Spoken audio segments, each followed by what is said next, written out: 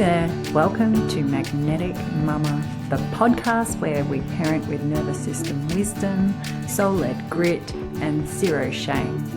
I'm Steph, a holistic nurse, writer, and a mum who is keeping it real in the chaos.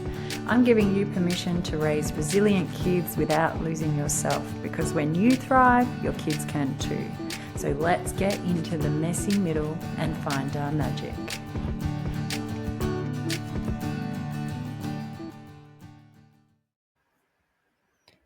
Hey there, this is Steph, Magnetic Mama, coming to you today to echo a Substack that I wrote a few weeks ago called When Kindness Feels Like Judgment and the Quiet Comparison Between Mothers.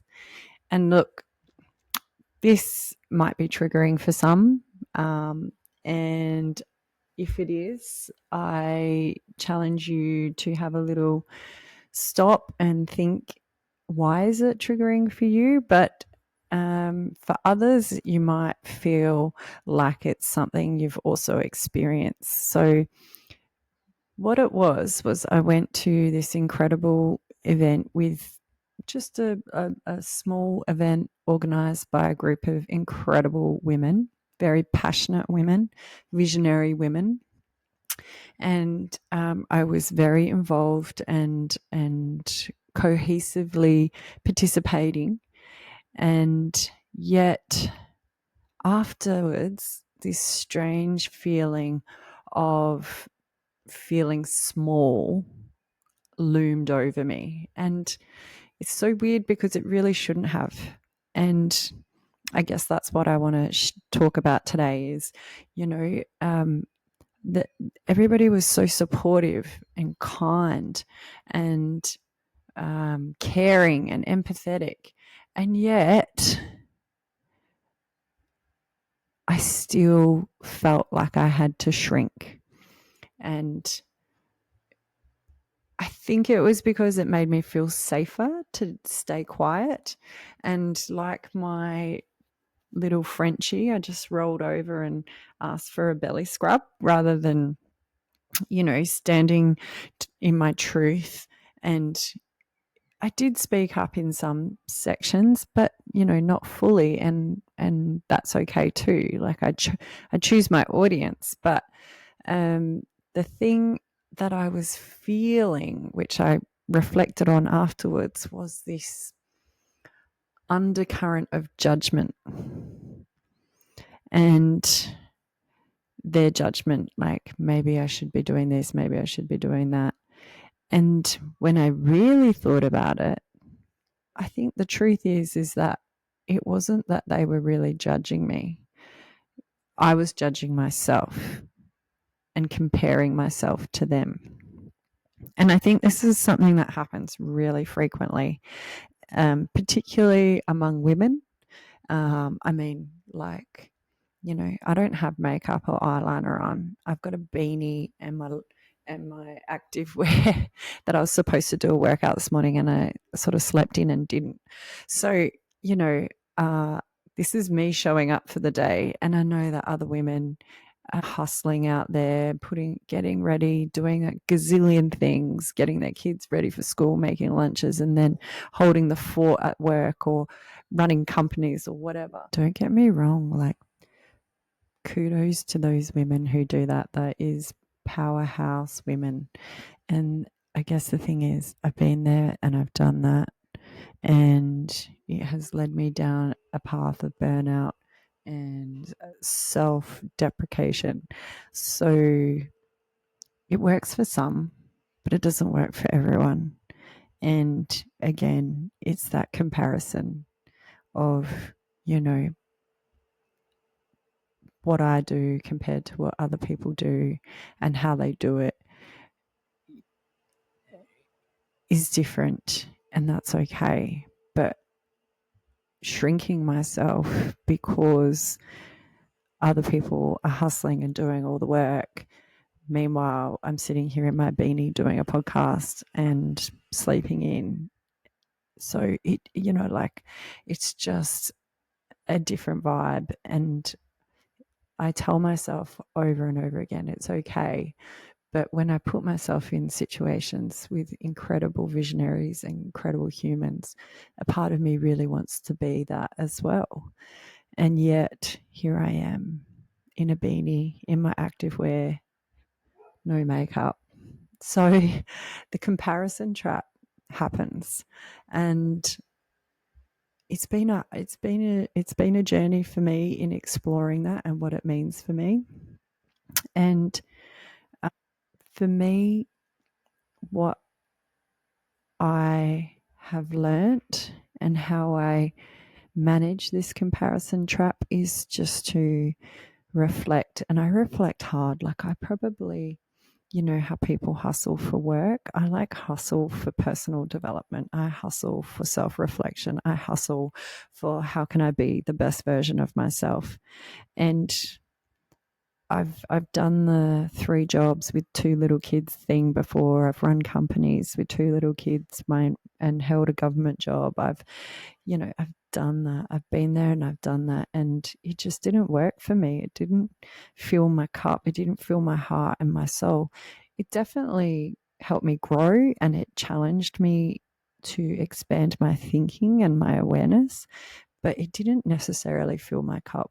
So I'm a hustler for self-development. I'm a hustler on how can I be the best version of myself, because I know deep down, having spent 10 years working with kids, 20 plus years in the healthcare system as a registered nurse, going off and studying psychology, living out in the bush with Indigenous mob and connecting with the land as much as possible, traveling solo around the world, into cultures and countries I had no idea about, and walking in my Birkenstocks through the mountains of the Eastern Ghats in India, through tribal lands. Like, I've done some pretty cool shit, right? And I've seen some incredible, incredible parts of the world, and I've also seen human nature in all its various forms. And you know, I'm a student of the universe. I'm always learning and I'm always curious. So, my jam is to hustle in and reflect and find out how I can be the best version of myself. So when things like this, of me going into a group of beautiful humans and feeling small, it's triggering, right? And I can't help feeling like I'm comparing myself to them when their stories are totally different. And it's something that happens so frequently in our culture, in Australia, in parent circles, So what I was reflecting on in my Substack is that those triggers are, or those feelings of comparison are triggers to be explored and to find out why I'm reacting this way when I'm a credible person and I've worked really hard in my life and I have achieved some of the most remarkable achievements. And maybe I don't stand up and get awards on stage and shout it from the rooftops, and that's okay because that's not my vibe. And other people do, and I fully celebrate them, and I sing hallelujah to them because that's their journey and that's what they need.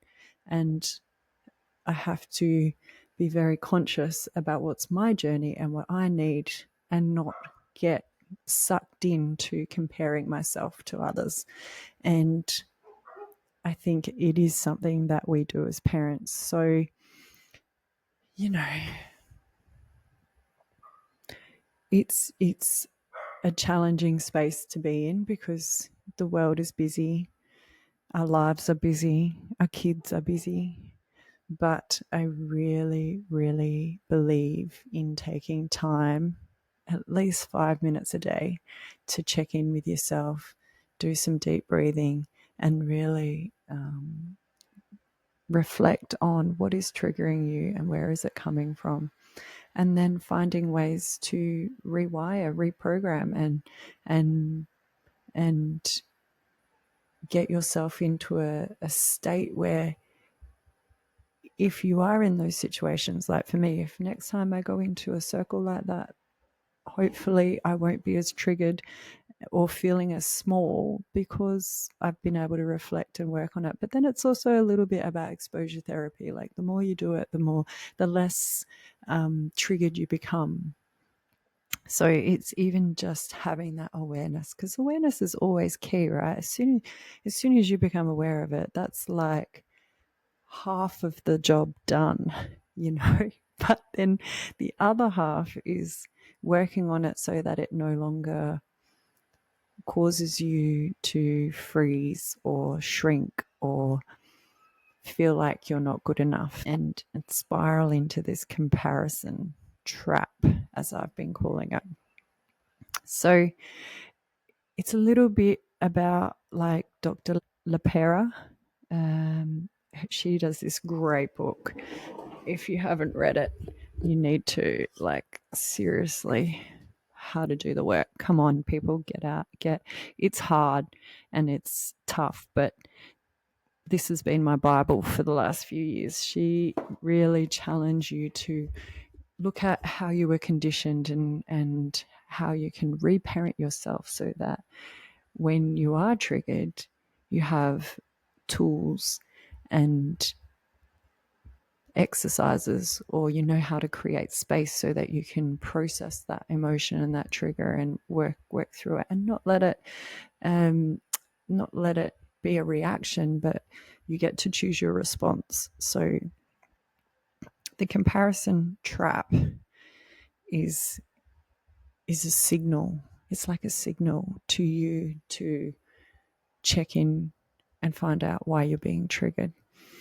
So there's a few things that I do when this happens, and it's breathing, because I mean, we all breathe, right? Breathing is a natural process. Sorry, my dog's barking in the background. Breathing is a process that we do automatically. Like, you don't even notice you're doing it, right? But once you tune into how you breathe, it can actually change the cellular structure in your oxygenation, how your brain is nourished from your deep breaths. And it then works with your vagus nerve and interconnects in lots of different ways to help you calm your nervous system. And then that gives you space to sort of name the wound. Like, what part of me, what old part, what childlike part of me is feeling this emotion right now? Like, and then holding the mirror up and taking a big deep breath and looking at yourself, and try not judging it, just looking, acknowledging it, recognizing it, but don't judge it. It's the hard part, honestly. And then give yourself compassion, not correction, compassion, because choosing compassion, giving yourself that space to be triggered but not judged for being triggered, is an act of compassion. So practicing that more and more and more as you feel these triggers coming up. And then just letting it go. And it's almost an act of forgiveness. It's like, oh, I forgive you for feeling this way. It's okay to feel this way. It's normal to feel this way. It's natural to feel this way, but you don't need to hang on to it, and you can let it go. I'm not trying to make it sound easy, because it's not, but it is something that you get better at as you do more of. And I find doing more of that builds up deeper awareness. And, you know, we're all multi-layered beings, and we pretty much wouldn't be here if we were perfect. So for me, life is just like this ongoing layers that we're removing to open up, remove to open up. It's, you know, like the flowers. We hibernate and then we bloom. Our roots grow deeper, our trunks grow stronger, and we flower again. And then we lose our leaves, and then we sort of hibernate and recalibrate. And then once the sun comes out, we're nourished and flourish again. So it's just a cycle that we can go through and get better at as we practice more. So the other part that comes along with the comparison trap that I find very fascinating is this feeling of jealousy. So for me, I am often triggered to feel jealous of really, really successful women. And the reason I'm really jealous is because I really want to be one. And I feel like the harder I try, the less successful I am. But when I see these women who have worked hard and have hustled and have gone through all the hoops and loops, and then they're standing up and receiving their award and being acknowledged for their incredible work, I celebrate them, but I also have this pang of jealousy. Like, part of me wants to be that. So I use that jealousy these days. I didn't used to. I use that jealousy these days to, again, like the triggers, sit down and be like, okay, so if that's what why is that triggering me? Is that what I really want? And most of the time it's not, but an old part of me did.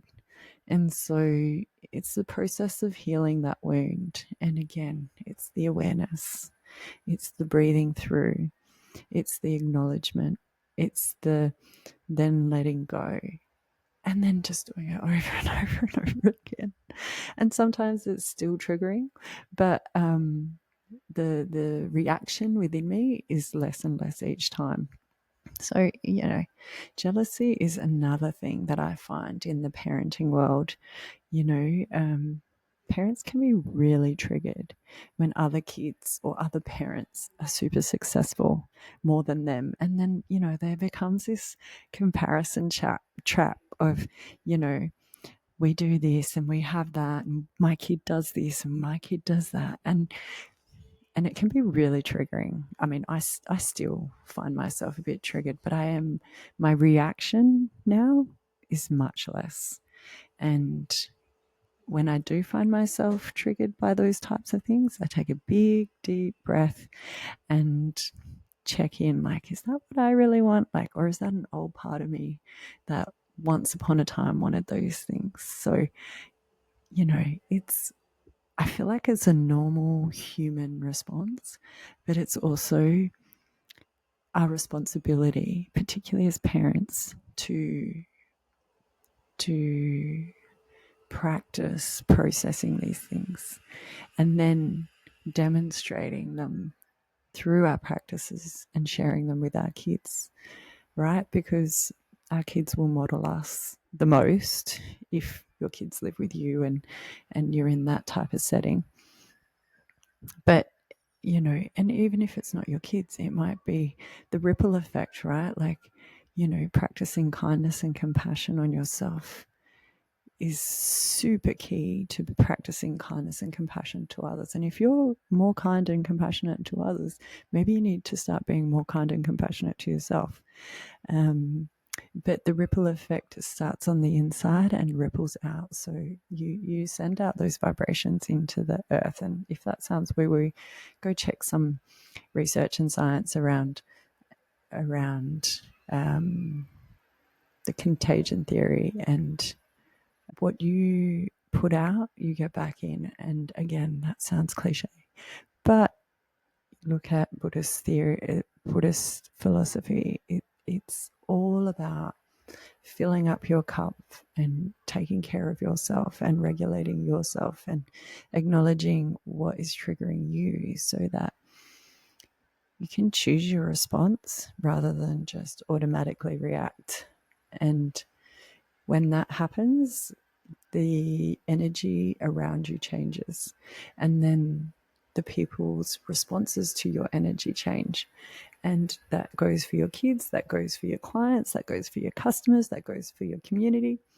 And so I find the comparison trap is a very useful trigger for you to go in, have a look around in your emotional world and landscape, and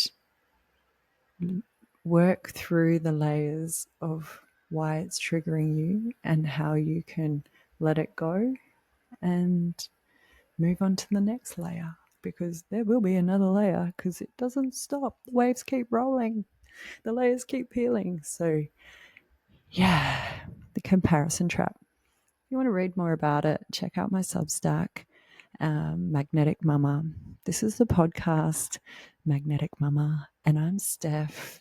And if you feel called to do so, subscribe and join our community, and we can create self-regulation and tools to move through these triggers so that we can hand these tools over to our kids and they can find ways to thrive. So thank you for listening, and I will see you next time.